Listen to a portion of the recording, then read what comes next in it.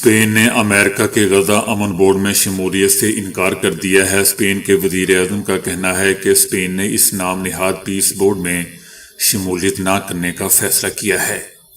وزیر اعظم کا کہنا تھا کہ ہم دعوت کی قدر کرتے ہیں لیکن ہم اسے قبول نہیں کر سکتے۔ ہم اسے قبول اس لیے نہیں کر سکتے کہ یہ بورڈ اقوام متحدہ کے دائرہ کار سے باہر ہے، اس میں فلسطینی اتھارٹی بھی شامل نہیں ہے۔ ان کا مزید کہنا تھا کہ غزہ اور مغربی کنارے کے مستقبل کا فیصلہ صرف فلسطینیوں نے ہی کرنا ہے۔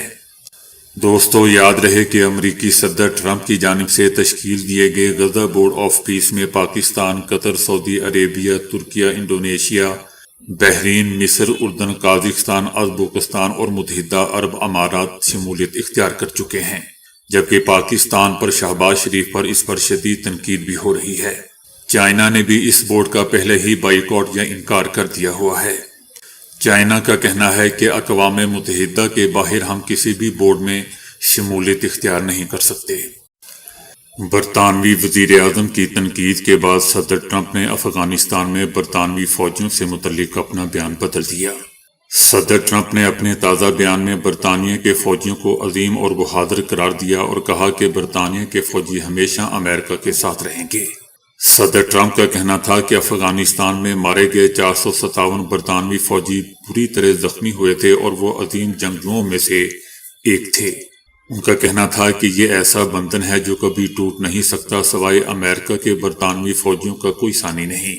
ہم ان سے محبت کرتے ہیں اور ہمیشہ محبت کرتے رہیں گے۔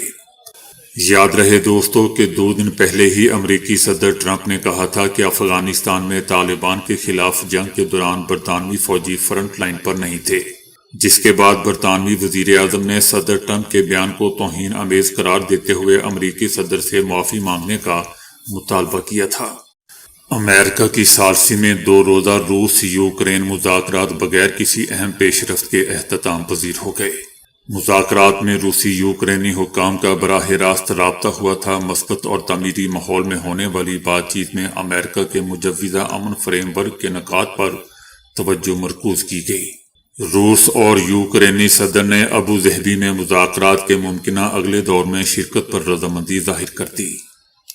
یوکرینی صدر کا کہنا تھا کہ روس یوکرین جنگ کے خاتمے پر ابو ظہبی میں تعمیری اور مثبت بات چیت ہوئی۔ مزید مثبت پیش رفت ہوئی تو 1 ہفتے میں مزید مذاکرات ہوں گے۔